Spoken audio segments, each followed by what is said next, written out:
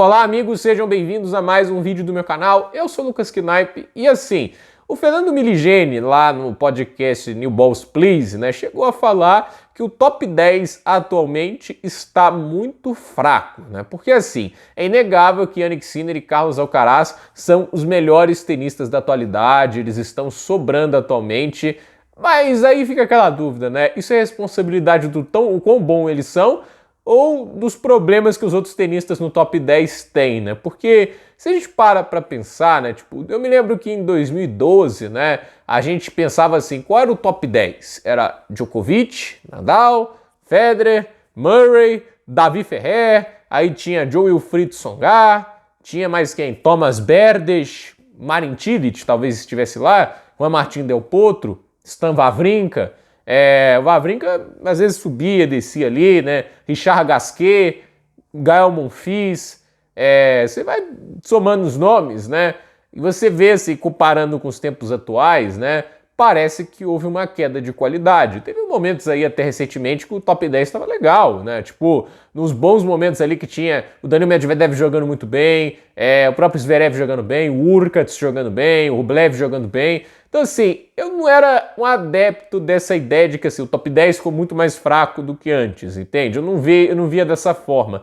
Mas hoje tá fraco. Eu acho que, assim, olhando para o panorama atual, você tem neste momento o ranking oficial. O Sinner tem 12.030 pontos, ele é o líder. O Alcaraz tem 8.600, né? Vale lembrar que o Alcaraz defende acho que uns 1.000 pontinhos até o fim do ano, então ele tem muita possibilidade de subir bastante no ranking, enquanto o Sinner defende 2 títulos, se não me engano, de Masters 1000, né? Ele ganhou Cincinnati e Xangai no ano passado e ganhou o US Open também, então só aí 4.000 pontos. Então ainda existe uma possibilidade do Alcaraz ser número 1 e lembrando, nesse momento do ranking do ano, ele está à frente do Sinner. Mas se a gente desce um pouquinho mais, 6.310 pontos para o Zverev, 5.035 para o Taylor Fritz, 4.650 para o Draper, 4.130 para o Djokovic, que é o 6 do mundo, Musetti com 3.350, o Rune com 3.340, o Shelton é o número 9 com 3.330 e o Andrei Rublev é o 10º com 3.110, né? E aí a gente vai descendo um pouco, tem Tiafoe, número 11, o Tiafoe nesse ano que ele tá ali, alguns momentos até chegou a estar com mais derrotas que vitórias, é o 11º, De Minaur o 12º, Ruud o 13º, Medvedev o 14º, Fils o 15º, Tommy Paul o 16º, Khachanov o 17º, Menzik o 18º, Koboli o 19º, Cerúndolo o 20º. E assim, para quem tá perguntando alguns nomes mais notáveis, Humbert é o 23º, chegou a estar melhor no ranking. Stefanos Tsitsipas neste momento é o 27º, né? Aliás, Simi 28º também, né? Tipo, citando aqui também outro notável. E assim, parando para analisar aqui, o top 10, vendo de trás para frente, Andrei Rublev é o 10º colocado, ele vem de um grande torneio, mas o ano realmente não é legal. Ele teve alguns momentos legais, campeão em Doha, finalista lá, se não me engano o torneio foi em Munique, né? O torneio na semana anterior a Roland Garros, me corrija aí o nome se eu estiver errado, mas ele fez lá alguns bons torneios, fez uma final ali, eu gostei das campanhas dele em Wimbledon, Roland Garros menos, né, não teve que jogar a terceira rodada, não achei uma partida legal dele contra o Sinner, mas a partida dele contra o Alcaraz em Wimbledon eu gostei, me lembrou mais o bom Andrei Rublev, né, mas assim, ainda tem dificuldade de controlar o emocional, e convenhamos, ele não é um tenista que evoluiu tecnicamente muito nos últimos anos. 2023 parecia que ele estava chegando naquele nível enjoado, né, de um cara que sustentava agressividade no fundo de quadra, num nível assim que era assim, uma velocidade de jogo muito difícil de acompanhar. Aquele final de 2023 dele estava lindo de ver, mas foi aquele momento, né, talvez o melhor momento de tênis da carreira do Rublev, que em 2024 já desandou e assim, em 2025 encontra alguns relampejos, né. O Ben Shelton, número 9, fala que ele é muito talentoso, ele tem um saque incrível, ele tem capacidade de aceleração no forehand, fisicamente deve ser o tenista mais forte da atualidade, força física mesmo, né?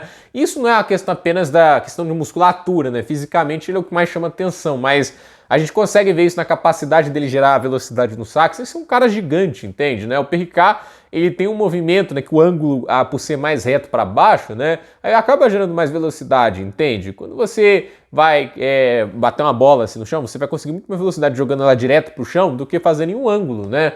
Então, assim, quanto mais o ângulo for, assim, para a direção do chão, mais você consegue gerar de velocidade. Então, o Shelton consegue gerar uma velocidade absurda sem abrir mão dos giros de bola. Ele tem muita velocidade, mas estrategicamente falando, ele ainda é um tenista que precisa evoluir muito. Ele é um tenista que, a meu ver, comete muitos pecados no aspecto de ser instintivo demais, de forçar demais o jogo, de não ter um tato muito certo de cadenciar e agredir. Eu acho que isso falta muito pro Shelton. O Holger Rune no número 8 do mundo me impressiona. Eu não imaginava que ele estava em 8 do mundo, mas assim, definitivamente não joga. É relampejos também, muito parecido com o Rublev. É um cara que assim, ganhou Barcelona, tem alguns momentos do ano que ele joga um tênis legal, finalista em John Wells, mas altos e baixos, muito mais baixos do que altos. E quando ele joga mal com força, muito pior do que o Rublev. O Rublev ainda compete muito mais. O Rune tem algumas atuações que são um negócio surreal de ruim. E assim, mentalmente é uma pessoa que não cresce, não evolui. E isso é um problema muito grande, né? Quando você não cresce aqui, não adianta crescer tecnicamente. Aí a gente tem o Lorenzo Musetti. Eu vou dar uma passadinha de pano, porque eu adorei ver o Musetti jogando no Saibro. Tecnicamente falando, acho ele um dos mais talentosos da atualidade. O problema é que não fica saudável, né? Tipo, teve aquele jogo em Roland Garros contra o Alcaraz, tava jogando super bem até o segundo set, morreu fisicamente depois disso e não ganhou jogo depois disso, né? Ele já perdeu aquele jogo, perdeu o Wimbledon, só jogou o Wimbledon depois disso, na verdade, né? Então, vamos ver agora, né? Acho que eu não sei se ele joga em Washington, mas assim, eu tô com dúvida para ver ele na quadradura, mas no Saibro ele mostrou uma evolução técnica notável, né? O Djokovic em sexto, gente, olha, admirável, aos 38 anos de idade, ele é o terceiro na corrida para Turim, ele está à frente do Draper, do Fritz, do Zverev, semifinais nos 3 Grand Slams, mas reconhecemos aqui que o Djokovic tem 38 anos de idade, tá com dificuldade de se manter saudável, já lesionou mais de uma vez esse ano. É difícil, né? Eu adoro o Djokovic, um dos meus heróis no esporte, mas é aquele negócio, aos 38 anos eu não quero imaginar que ele tenha que ser a principal ameaça a Sinner e Alcaraz, né? E por muitas vezes acaba sendo ele mesmo, né? O Draper, eu acho que ele fez uma gira de quadradura bem bacana, né? Tudo bem que assim, ganhou em John Wells e caiu cedo em Miami, né? Mas também teve um chaveamento infeliz e foi perder logo pro campeão.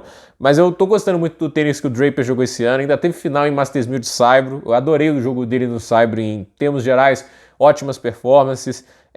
Só que assim, na grama decepcionou muito, né? Eu vou dar um crédito ao Draper porque eu acho ele um membro forte dentro do top 10 e com um potencial gigante, né? Taylor Fritz, né? O Wimbledon dele, maravilhoso, jogou muito tênis, teve um chaveamento terrível, o pior de todos os cabeças de chave em termos de chaveamentos, chegou à semifinal e quase forçou o Alcaraz por um quinto set, né? Mas ainda falta evoluir alguns aspectos, né? Tipo, acho que ele ainda precisa devolver um pouquinho melhor, né? Tipo, apesar do jogo contra o Alcaraz, aquele negócio, ou ele não conseguir devolver, ou ele fazer um winner de devolução, porque ele fez uns vários naquele jogo, mas o Taylor Fritz é um tenista que eu admiro muito, mentalmente forte. Tomara que ele mantenha esse nível que ele apresentou em Wimbledon, mas não vamos fechar os olhos para o fato de que antes de Roland Garros ele estava indo mal. Ele não jogou bem Roland Garros, ele não jogou bem a gira de Saibro, como ele tinha feito no ano passado. No ano passado ele jogou bem no Saibro, nesse ano não.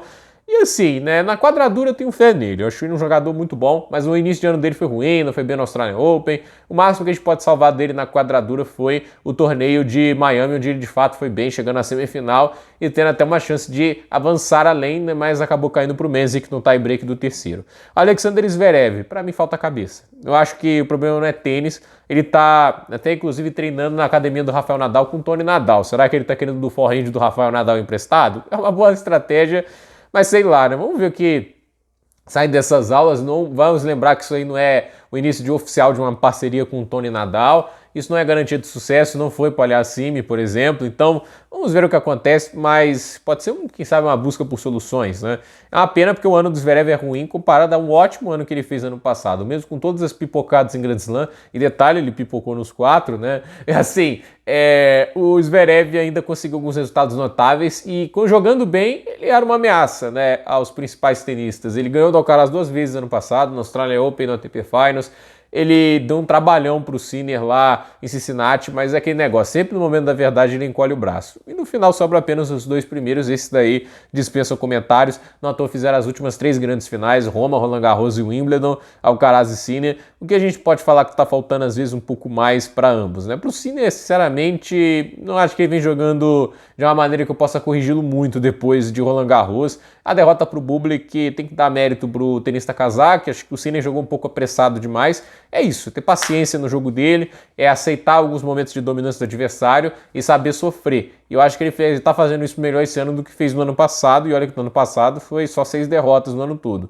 E o Alcaraz, assim, um ajuste tático a mais em alguns momentos, né? Eu acho que, assim, ele ganhou tantas partidas ali em sequência porque ele é talentoso demais. Além da conta, inclusive. Mas ele sofreu, né? Tipo, não vou dizer também, assim, ele passeou todos esses jogos que ele ganhou. Não é o caso, entende? Ele sofreu em vários jogos, ele teve próximas de derrotas, assim, que não deveriam acontecer. Não aconteceram, mas, por exemplo, 3 horas e meia contra o Munar na grama.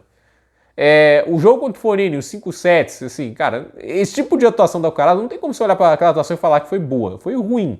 Contra o Munar, até dá um crédito ao Munar que ele jogou muito bem. Mas, assim, em alguns momentos o Alcaraz, assim, desaparecia do jogo, tinha umas decisões muito questionáveis. Então, às vezes é um pouco mais esse aspecto tático. E, tecnicamente, não tem como ensinar nada ao Alcaraz, pelo visto, né? Até sacando bem, quando ele tá com a cabeça no lugar, ele saca hoje em dia. Então, assim, o top 10 hoje não é forte como deveria ser, não tá parecendo representar a elite do tênis em si, mas a verdade é que, assim, não são tenistas ruins de maneira alguma. Não acho que eles estão lá de graça. Até porque toda hora que eu tô citando esses tenistas, uma hora a gente tem que falar de um torneio que eles foram super bem, onde eles chegaram muito longe. O próprio Ben Shelton, que eu talvez dê menos influência ali, né, nessa lista toda, ele foi semifinalista do Australian Open, ele fez boas campanhas também lá em Wimbledon, Roland Garros, sempre jogou bem em torneio grande. Então, assim, para mim o tênis hoje, né, realmente não tá com top 10 dos sonhos, mas tudo tem solução. Draper e Musetti podem continuar evoluindo, quem sabe o Fritz consiga manter esse nível de Wimbledon para outras superfícies também. Ele seria um jogador muito perigoso, mas a gente sabe que, assim, o nível que o Fritz apresentou em Wimbledon não é algo que ele está conseguindo sustentar. Quem sabe o Urkats voltando a jogar bem, esse tenista sempre deu trabalho aos principais, uma pena que está se lesionando tanto. O Medvedev voltando a jogar tênis faria muito bem o tênis, o Zverev conseguindo colocar a cabeça no lugar. É aquele negócio, eu não acho que falte alguém com qualidade para bater o Sinner e o Alcaraz. Essas pessoas existem, entende? Só que falta eles colocarem alguns certos detalhes também no lugar, né? Colocar a cabeça no lugar em certo momento, algum detalhe no jogo e aquele negócio de ganhar a confiança necessária. Porque eu vejo assim, não vejo tenistas imbatíveis. O próprio Sinner teve 2-0 abaixo contra o Dimitrov. O Alcaraz, como eu disse, quase perdeu para Munar, quase perdeu para Fognini, entende, né? Não acho que teve trabalho contra o Dzumur em Roland Garros. Eu não vejo invencibilidade de ninguém como não vi no Djokovic, nem mesmo nos melhores momentos dele, né? Ele tá assim implacável e tudo isso, mas é aquele negócio, né? Todo mundo pode perder, todo mundo pode acabar num dia que ali as coisas não funcionam bem, ou que o adversário está jogando muito bem e sair derrotado. Eu não acho que existe vergonha nenhuma nisso. A questão é quando isso vai acontecer e quem vai ser capaz de proporcionar isso a Sinner e Alcaraz atualmente. Então, é ver o que acontece. O Washington vai ser um bom termômetro, muita gente boa, fora a Sinner e Alcaraz que não jogam lá, vão pular direto para Toronto. Já é um termômetro bem legal para ver quem que vai se destacar o mais, né, mais ou menos nessa gira de quadradura. Por esse vídeo é isso, gente. Dúvida nos comentários, deixe seu like, se inscreva no canal, compartilhe esse vídeo e até o próximo vídeo.